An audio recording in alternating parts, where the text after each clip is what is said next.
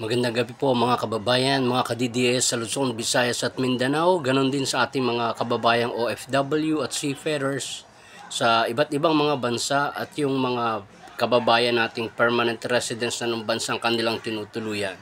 Magandang gabi po sa inyong lahat. So, gusto ko lang pong talakayin yung pangyayari kanina habang tayo po ay nagla-live broadcast sa TikTok na kung saan bigla po tayong pinutol na naman ni TikTok at inalis yung ating live access. Although 5 minutes na lang ang natitira sa ating time para tayo ay magpaalam, pero pinutol agad ni TikTok. So yung gusto ko lang bigyan ng komentaryo, yung panibagong pagsususpindi sa atin ni TikTok habang tinatalakay natin ang patungkol sa impeachment ni BP Sara at itong katatapos lang na resulta ng BICAM kung saan tinanggalan ng budget ang PhilHealth nitong si Grace po at ni Chis Escudero sa kompromisong pinasok nila kay sa Kongreso, lalo na dito kay Martin Romualdez. Pero bago po yan, nais ko kayong anyayahan na mag-subscribe dito sa ating channel, Dr. Rizal Bonifacio, or sa ating link po na at Rizal Bonifacio 1009. Okay? So kung hindi pa po kayo nakasubscribe, please subscribe and tap the bell button para maging ma-notified kayo kapag meron tayong bagong video, no? And paki-share na rin po, paki-like. Okay? Now let's go to our topic. So kanina po habang tayo ay nagdi-discuss sa ating live broadcast sa TikTok patungkol dito sa impeachment, no, ni BP Inday Sara, na kung saan tinatalakay nga natin na nahihirapan ang Kongreso, no? Kung paano nila ipupursue or itutuloy itong impeachment complaints. At yung iba naman, nag-iisip na kasuhan ng kriminal itong si BP Sara.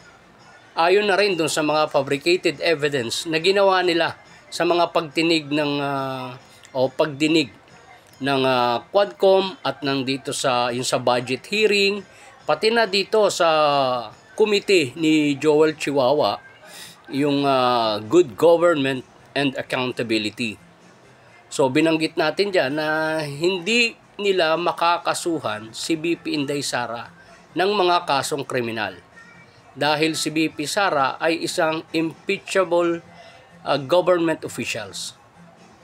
So kaya mahihirapan sila na magkaso ng mga kung ano-ano, mga fabricated violations against BP Inday Sara.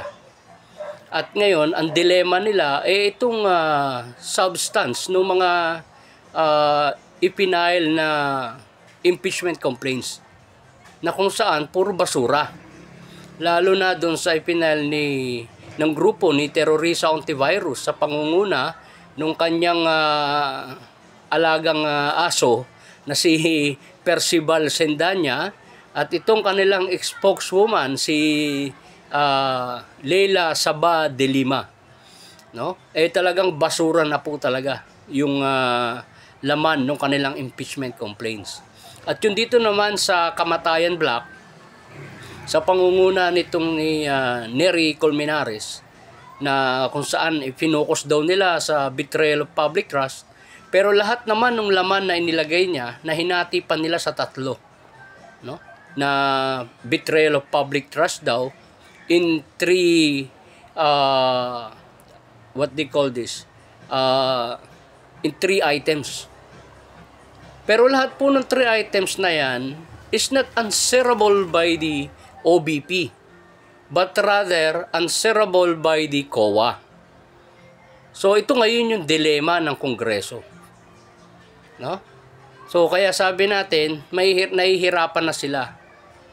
At yung sumunod po na tinalakay natin, itong patungkol sa PhilHealth. na kung saan ginawang zero ang budget at pagkatapos yung akap na inalis na nila ibinalik, no? At nakipagkompromiso itong si Grace po at si Chis Escudero sa halagang 5 billion pesos. So ito na po yung halaga ng pagkatao ng dalawang senador at pati ng mga nagsipirma. Ibig sabihin, na-influensyahan na sila at hawak talaga sila ngayon, nagpapatunay lang na si Romualdez ang nasusunod at hindi sila. At sila, kaya nila inaprubahan uli yung akap, dahil doon sa kompromiso ng 5 bilyon. Nanghingi sila para sa sarili nila. So ito, sa ating pananaw, ito po ay suhol. No? At hiningi nila Grace po. Hindi ito ibinigay, kundi hiningi para nang sa ganon, matuloy yung budget ng akap. So kaya maliwanag, no, na wala tayong lehitimong senador o senado para sa bayan. Kung hindi, ang ating senado ay extension ng Congress ni Martin Romualdez. So habang tinatalakay po natin ito, bigla tayong kinatitiktok. No? So ito po ay sa pangatlong pagkakataon ngayong taon na ito at sa pangalawang pagkakataon sa buwan na ito. Araw lang po yung pagitan muli mula nung ating yung pangalawang suspension sa atin nag-resume, and then ilang araw lang ito na naman tayo sa panibagong suspension. So sa ating pakiwari, talaga pong nakamonitor na sa akin itong Malacanang o tao ng Kongreso o kung sino man dyan sa gobyerno na yung ating ginagawang mga pagtalakay, pagbibigay ng komentaryo at opinyon at mga analysis doon sa mga issues na sila rin ang gumagawa, no? Kumukurot sa kanilang mga puso siguro, no? Tinatablan po sila sa ating ginagawang komentaryo. At itong TikTok naman, patuloy na naghahanap buhay sa gobyerno. Kasi iisa pa rin yung kanilang kadahilanan. Sexual exploitation. So napakalayo nung dahilan. No? There's no such thing as sexual exploitation sa mga live po natin.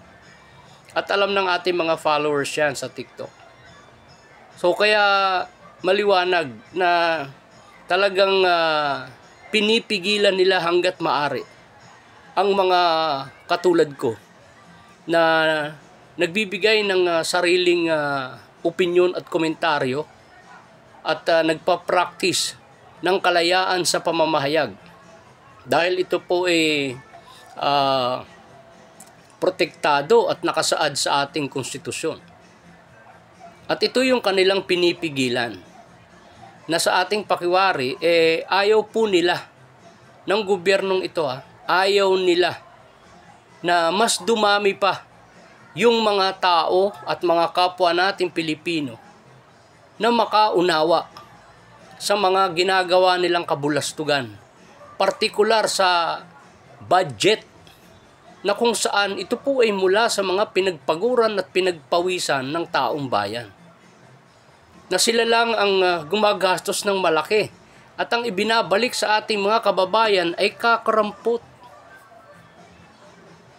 Sila ay kumukuha nung para sa kanila, nagagamit nila para sa kanilang mga sariling interes. Nagagamit nila ang budget natin para sa kanilang mga political ambitions. Habang ang ating mga mamamayan ay patuloy nilang pinahihirapan. Kagaya nga nung binanggit natin na itong si Grace po. Ang kanyang katwiran kung bakit inalis daw ang budget ng PhilHealth para parusahan itong mga tao sa PhilHealth. Napakalaki pong kagaguhan at katangahan yan. Dahil paano niya parurusahan ang mga taong namamahala sa PhilHealth gayong patuloy na sumisweldo buwan-buwan? Eh, sabi nga natin, kung sa preso niya gawin yan, yan ang gawin niyang parusa sa mga kriminal na nakakulong sa mga preso natin sa bilibid. Aba, eh matutuwa yung mga kriminal na yan. Isipin nyo habang pinarurusahan sila, sumisweldo sila buwan-buwan. So baligtad po ang kaisipan ni Grace po. Wala sa utak niya, wala eh. Hindi niya alam na sa ginawa niya, ang pinarurusahan niya ay hindi itong mga opisyal ng PhilHealth. Kung hindi, itong mga mamamayan natin na umaasa ng mga ayudang pangkalusugan. Itong mga nagda-dialysis na umaasa dyan sa PhilHealth. Ang ating mga senior citizens sa kanilang mga gamot, yung mga maintenance, yung ating mga PWD na nagkakasakit. At higit sa lahat, itong ating mga maliliit na manggagawa na patuloy na pinipiga buwan-buwan sa mga kontribusyon. At pagkatapos, ganyan lang ang gagawin nila. Kukunin nila, pinagpalit nila ang kalusugan ng ating mga mamamayan para sa 5 bilyong pisong pondo ng AKAP na alam natin na ito ay ginagamit sa pamumulitika. At limitado ang mga taong nakikinabang sa AKAP. Hindi katulad sa PhilHealth. So kaya palagi ko, tumatama o tumitimo o kumukurot sa kanilang mga utak, sa kanilang balat, sa kanilang dibdib, at baka tumatagos pa sa kanilang mga buto yung ginagawa nating kritisismo, yung binibigay nating mga komentaryo. Dahil ito po'y hindi para sa taong bayan yung kanilang ginawa na yan. Bukod po ito sa paglabag sa konstitusyon, ito po'y labag sa batas. Dahil ang PhilHealth ay may sariling charter.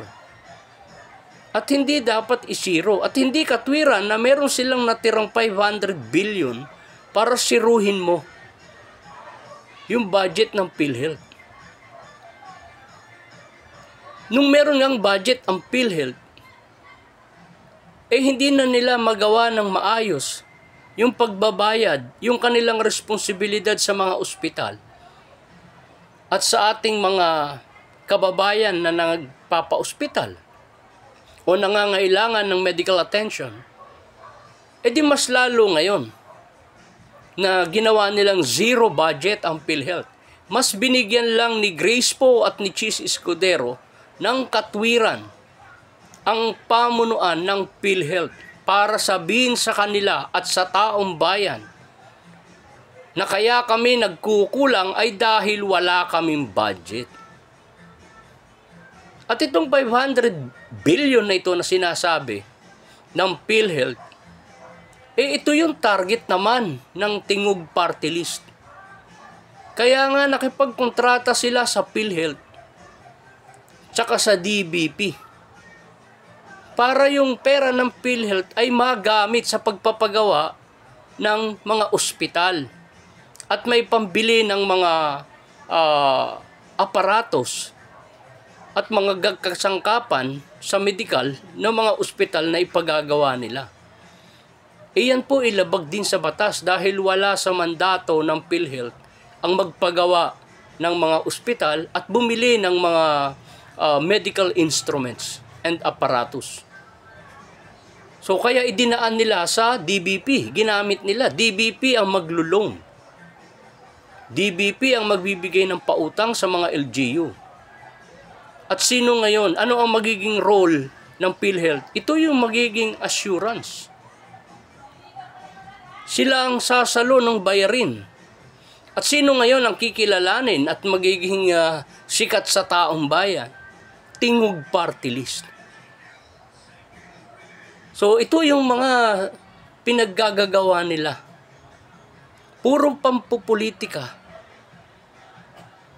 Wala na silang inatupag. Yung mga kinakailangang tugunan ng mga suliranin sa bansa ay hindi na nila maasikaso dahil nakapokus sila sa pamumulitika. Nakapokus sila sa pagbagsak at pagsira ni Inday Sara. Nakapokus sila sa pagpapabango at pagpapaganda ng kanilang mga imahe. Gayong batid na nila na alam na ng tao kung gaano sila kabulok. At isa pa to, si Grace po nakisawsaw. Si Grace po ay kabaligtaran ng kanyang kinikilalang ama na si Fernando Poe Jr. Dahil si Fernando Poe Jr. ay kinilala at kilala na tagapagtanggol ng mga naaapi. Tumutulong sa mga mahihirap. Hindi man yan na ilalathala, pero maraming tinutulungang maliliit na tao. Itong si Fernando Poe Jr. Makamasa, makapilipino. Pero si Grace po, makikita na natin ang pagkakaiba ng kanilang pag-uugali. Apelyido lang ni Fernando po ang kanyang daladala, pero ang nananalaytay sa kanyang ugat, yung dugo na dumadaloy sa kanyang ugat ay dugo ng Marcos at hindi dugo ni Fernando Poe Jr. Yan po ang isang maliwanag na realidad. Sa ginawa ni Grace po ngayon, inilantad niya ang kanyang sarili sa taong bayan. Ipinakita niya na siya ay isang Marcos, na siya ay sunod-sunuran sa Romualdez. Kasama na yan si Chis Escudero. So kaya yung ating pagkakasuspindi, tatagal na naman po ng 1 linggo. Kaya kung mapapansin po natin, ganyan na yung ginagawa ngayon nitong TikTok sa account ko. No? Isususpindi nila ako ng 1 week. Makakapag-area ako ng ilang araw, isususpindi uli ako ng 1 week. At inulit na naman nila ngayon sa pangatlong pagkakataon. At sa nakikita at napapansin po natin, ito'y para limitahan yung ating mga pagbibigay ng mga komentaryo para tayo ay pigilan sa pagbibigay ng pagpapaliwanag sa mga issues na nangyayari at hinaharap ng ating bayan sa kasalukuyan. Pinipigilan din tayo na makapagbukas ng isipan, makapagmulat ng mga mata ng ating mga kapwa Pilipino para maipakita at makita nila ang katotohanan. Ito yung kanilang mga pamamaraan na kung saan pati nga si TikTok, wala na tayong magagawa, binabayaran na rin. At syempre, dahil negosyo yan ni TikTok, tatanggap lang yan. Kaya kahit taliwas pa yung kanilang mga rason sa mga suspension na ibinigay sa atin, wala po tayong magawa. Pero ganun pa man, kaya ito meron tayo dito sa YouTube, kahit papano, dito tayo magbibigay ng ating mga saloobin. Kung hindi man tayo payagan ni TikTok dahil tayo sinuspindi uli, andi dito po tayo sa YouTube. Kaya hinihikayat ko yung ating mga followers sa TikTok na kung pwede, mag-subscribe na po kayo dito. No? So para kahit papano, magkakaroon tayo ng komunikasyon. So ang atin pong account ay magre-resume sa December 21 naman. Yan po ang ibinigay sa ating schedule. Pero ganun pa man, para sa ating mga followers sa TikTok, i-follow nyo po ako doon sa ating isa pang account, yung DocBet. Yun po yung DocBet account ko. Yan po ay second account na nasuspindi rin. Kabago-bago pa lang po niya, nasa trial pa lang yan. Pero sinuspindi rin ni TikTok, and the same reason, yung kanilang ibinigay, sexual exploitation. Pero wala naman pong sexual exploitation, but the concept is the same. Ganito rin, komentaryo, political commentary.